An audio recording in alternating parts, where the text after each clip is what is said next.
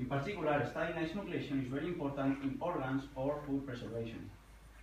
On the other hand, in atmospheric science, small ice crystals can be formed in clouds, and the solar beams can be reflected on them, helping to avoid global warming. Competition between S1C and S1H. Right now, there is a great controversy around this topic because we have two structures of ice-1. We have ice-1C with a cubical packing, ABC, ABC, and we have ice-1H with an hexagonal packing, AB, AB. And experimental results show a mix of both ices in the ice drawing, but we don't know yet what is the phase involved in the ice nucleation process. Una vez hecha la introducción, voy a explicar el objetivo del trabajo, que es estudiar la competición entre las estructuras 1C y 1H en la nucleación de hielo.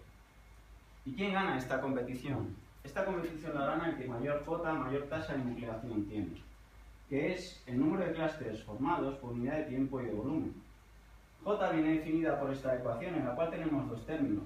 Un término K mayúscula, que es un prefactor cinético, que nos da una idea de la velocidad con la que evoluciona nuestro clúster crítico. Más adelante voy a explicar K mayúscula. Y un término exponencial que nos da una idea de la probabilidad que tenemos de encontrar un clúster crítico. Dentro de este término exponencial tenemos delta de G sub C, que es la altura máxima de la barrera de nucleación. Delta de G no es más que el camino que tenemos que seguir para que nuestro clúster nuclee. Y viene dada por esta ecuación que nos la da la teoría clásica de nucleación, Classical Nucleation Theory. Y tenemos dos términos. El primero, el cual facilita la nucleación, en el cual tenemos delta mu, que es la diferencia de potencial entre el sólido y la fase líquida subenfriada, y n, que es el número de moléculas en nuestro clúster. Y un término que impide la nucleación, un término de superficie, donde A es el área del clúster y gamma es la energía interfacial sólido-líquido. Pues bien, si derivamos esta expresión con respecto a n igualamos a 0, podemos llegar a esta otra expresión que nos define delta de G sub C, que es la altura máxima que debemos superar para que se produzca la nucleación. Y depende de la diferencia de potencial químico sólido-líquido y n sub C, que es el número de moléculas en el clúster crítico. Esto quiere decir en el clúster que se encuentra en la parte más alta de la barrera de nucleación. Pues bien, voy a explicar ahora el prefactor cinético, K mayúscula, que depende de otros tres factores. Z, que es el factor de Zeldovich, que nos da una idea de la curvatura que tiene la barrera de energía. F+, que es el attachment rate, que nos da una idea de la velocidad con la que las moléculas se unen o se despegan del clúster. Y ρ sub L, que es la densidad del líquido. Pues bien, entonces, ¿cómo quedaría nuestra ecuación para calcular el nucleation rate o la tasa de nucleación? Quedaría de esta manera, donde todo esto sería el factor de Zeldovich, tenemos el attachment rate, la densidad del líquido y esta exponencial, donde el numerador sería delta de G. Entonces, ¿qué es lo que tengo que calcular para saber mi tasa de nucleación? Pues tengo que calcular el número de moléculas en el clúster crítico, la densidad del agua, el attachment rate y, por último, la diferencia de potencial químico sólido-líquido. Ahora voy a explicar cómo hemos calculado cada uno de estos factores, pero antes me gustaría mencionar que estos cálculos se han hecho para el hielo 1C y los hemos comparado con los cálculos previos hechos en este paper para el hielo 1H. Pues bien, el primer cálculo sería el cálculo del número de moléculas en el clúster crítico y para ello utilizamos la técnica de Sigin.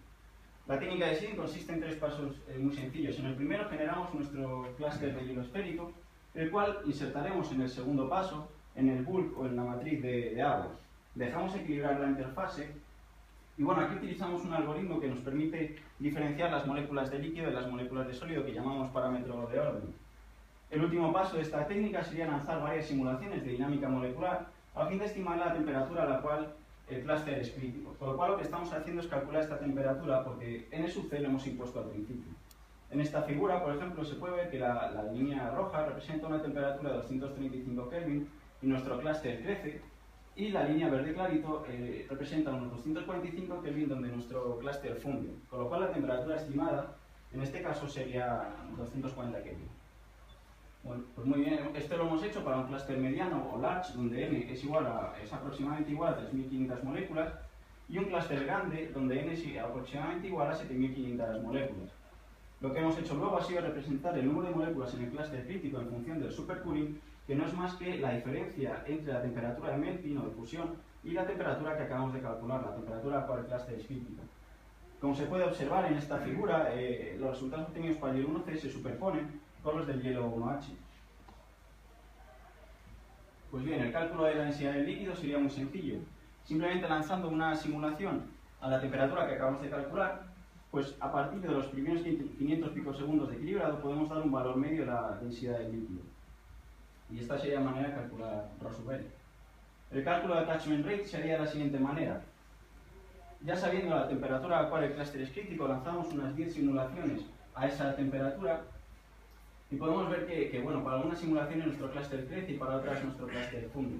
Pues bien, utilizando esta expresión, si representamos el promedio del cuadrado de la diferencia entre el número de moléculas en el clúster crítico a tiempo t menos el número de moléculas en el clúster crítico a tiempo 0, si representamos esto en función del tiempo de simulación, podemos obtener estas dos rectas y un medio de la pendiente de esa recta sería nuestro attachment rate. El último cálculo que nos quedaría por hacer sería el de la diferencia potencial sólido-líquido. Pues bien, para eso partimos de esta ecuación donde mu es igual a G entre n y esto es igual a la entalpía menos la temperatura por la entropía entre n. Pues bien, si aplicamos diferenciales y sabemos que estamos trabajando a presión constante, podemos llegar a esta otra expresión. Ahora lo que hacemos es integrarla y la particularizamos tanto para el hielo como para el agua. Lo que hacemos ahora es restar ambas expresiones y sabiendo que T1 es la temperatura de melting, la temperatura de coexistencia sólido-líquido, estos dos términos se nos irían. Y de aquí podríamos obtener nuestro delta de mu, que solo depende de la integral de las entalpías de hielo y del agua. Desde la temperatura sub 1, que es la temperatura de melting, hasta T2, que es la temperatura a la cual el clúster es crítico.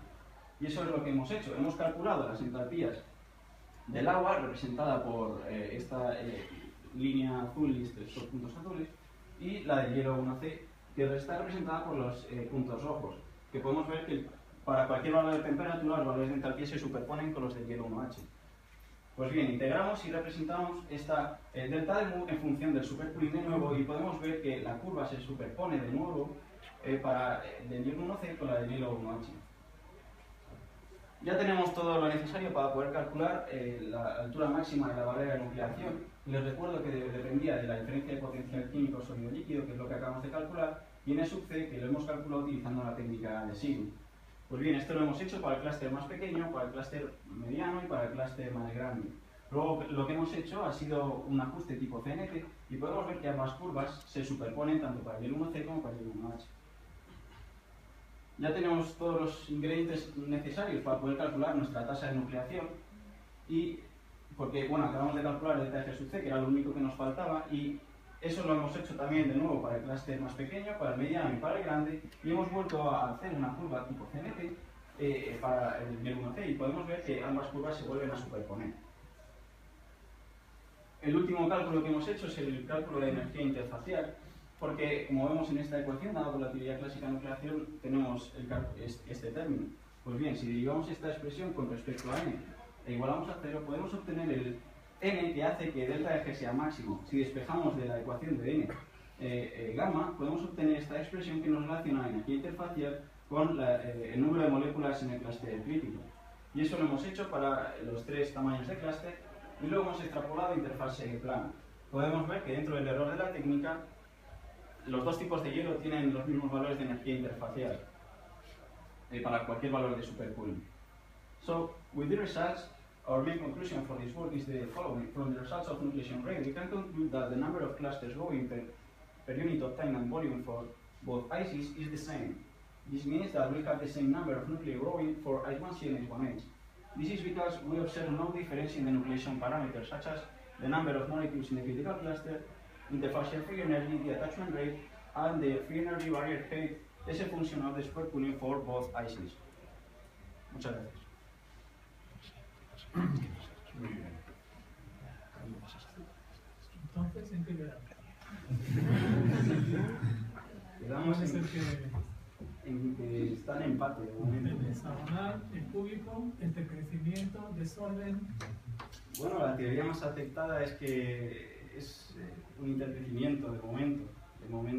De momento está en empate ambos tipos de hielo en el proceso de nucleación. O sea, que este cálculo te ha llevado a que no hay ninguna diferencia apreciable. A que nuclean igual, pero la fase estable a un bar es 1H.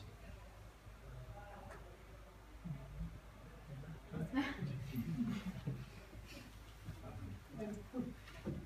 poco era también mi pregunta, que después de todo este estudio resulta que los dos hacen la misma función, pero bueno, es así, ¿no? Lo demostrado. Pero yo te pregunto, ¿y si no nuclearan igual, eso qué consecuencias podría tener sobre el hielo formado? Es decir, ¿el hielo sería distinto, más denso o menos denso? ¿Por qué hay ese interés en saber si es uno o es otro? Hombre, hay interés por muchas cosas. O sea, como acabo de decir, el 1H es la fase estable aún, pero no sabemos si puede haber otras fases implicadas digamos, en la nucleación, que es la primera parte del crecimiento del hielo. Hay mucho interés porque tenemos dos estructuras que son muy similares. Si en el caso del agua podemos averiguar qué estructura de las dos es la que nuclea, esto puede ser extrapolable, o sea, podemos utilizar estos métodos para otros casos en los que tengamos estructuras muy similares en el proceso de nucleación. Pero ¿habría alguna propiedad del hielo? Por ejemplo, la densidad del hielo... No, al principio no, la densidad son muy similares. Las estructuras son muy... Pero no llegarían a influir apreciablemente en la densidad. No, la densidad de los dos hielos es la misma. O sea, que nuclee uno u otro no influiría en la densidad. Uno dices que es estable y otro es metaestable. Y parece que uno, el metaestable, pues tendría alguna dificultad.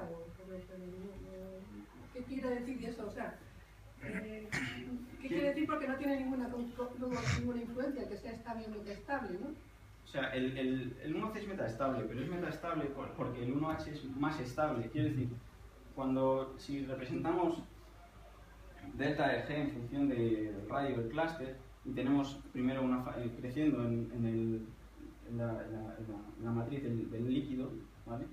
Pues cuando ya tenemos que comparar delta de G, de decir, este es más estable o este es menos estable, el 1H da un valor un poco mejor que el hielo 1C.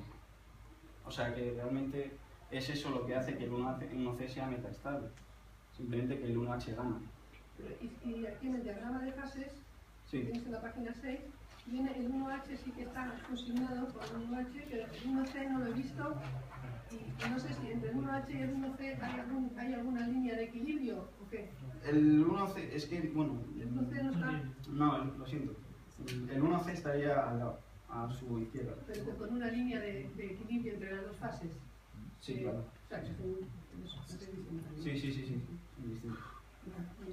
Una pregunta sobre este diagrama es que la línea de separación entre la fase sólida y la líquida está totalmente vertical, es decir, no tiene pendiente hacia la vista, ¿no? No tiene pendiente positiva ni negativa. Entonces, en los diagramas de fases del agua yo siempre he visto inclinación de esa línea. Bueno, pero la línea vertical... Es equilibrio sólido y líquido. Entre el equilibrio sólido-líquido, sí.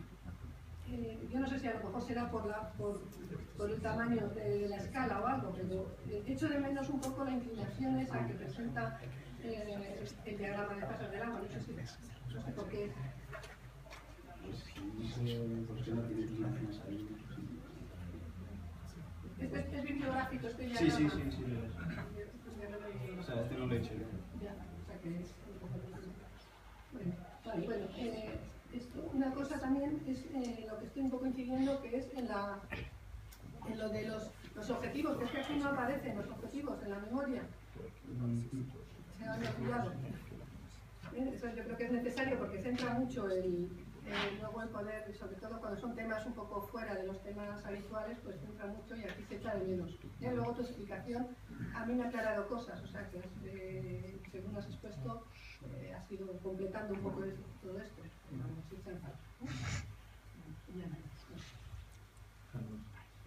Bueno, yo en primer lugar pues es una alegría que estés aquí. Yo te impartí la asignatura de modelado molecular en cuarto y está claro que no solo aprobaste la asignatura, sino que has seguido creciendo. Me alegro que decidieras unirte a nuestro grupo y hacer este trabajo tan interesante, pues dirigido por Chantal Valerian y Eduardo Santos. La verdad es que como conozco el trabajo perfectamente, pues no tengo muchas dudas científicas, pero quizá un par de preguntas te quiero hacer. ¿Estos cálculos dónde han sido hechos? ¿Los has hecho en los ordenadores de nuestro grupo o en otro sitio? Me gustaría preguntar. Ha habido parte que los hemos hecho en los clusters que tenemos, pero ha habido otra parte que ha sido realizados en un superordenador de Valencia.